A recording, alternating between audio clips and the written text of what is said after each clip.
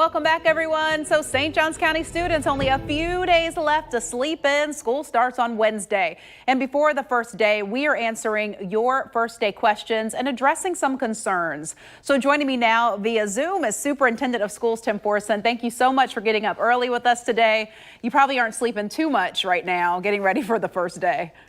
No, it's an exciting week, obviously, getting ready for the return of students next week. It is. You know, we always tell parents to be patient on that first day for a number of reasons. There's always hiccups. So what are you keeping a close eye on for Wednesday? Well, I think there are a couple of things that we have to watch for, and that is that our county is growing rapidly. So not only is it predicting the number of students that are coming into the classroom, but it's also looking at changes in roadways and traffic patterns that affect our transportation department. And some of the things that might just be unexpected, you don't know until you see it happen. So we'll be out at all points during the course of next week when we open up on the 8th.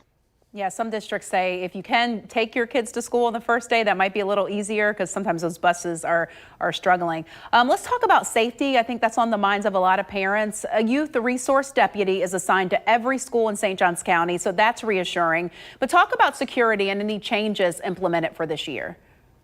Yeah, absolutely. And so, you know, there are a couple of things that we're doing to make safety even more important.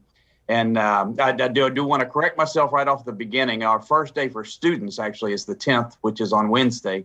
Our teachers and staff are already there. Mm-hmm. And so when students come in on the 10th, we'll have many of the things we've always had in place, a single point of entry.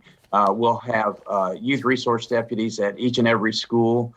In some places, there may be more than one armed personnel there, just to make sure because of the size of the school or the complexity of it. And the other piece is that in this year, this is a new year in which what's called Alyssa's alert or Alyssa's law comes into effect.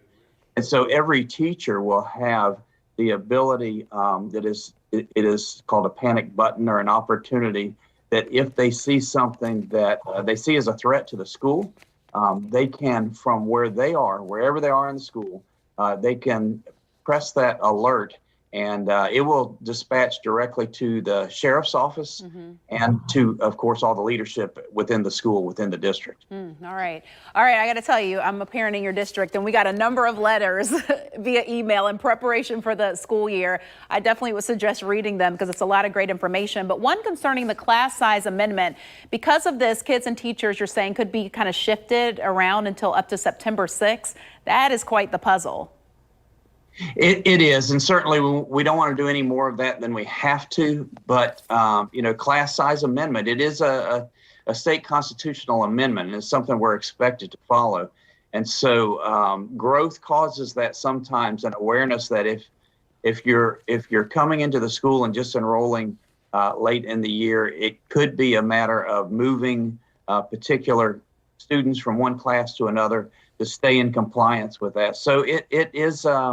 It's a challenge sometimes, but we work hard to try to keep those class sizes, you know, especially in all those core areas, at a number that's going to be positive. All right, that is one, though, that parents definitely need to note because your kid could come back and be like, I have a different teacher, you know, so I think that's important.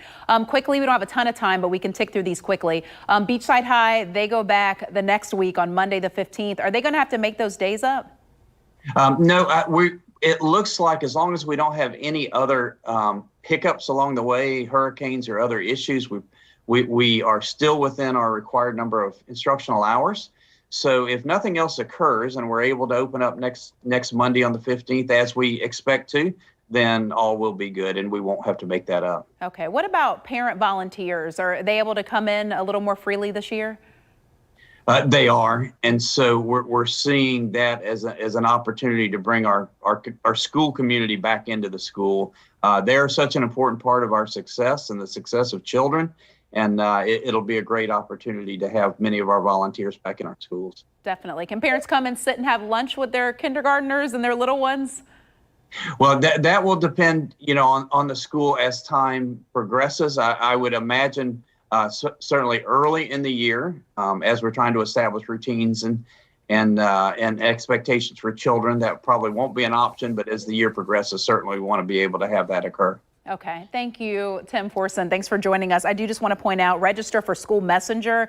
That is on your website, a very easy way to stay connected with your school and also the district. Appreciate you talking with us this morning, and good luck on that first day of school. Thank you. We're excited for that first day.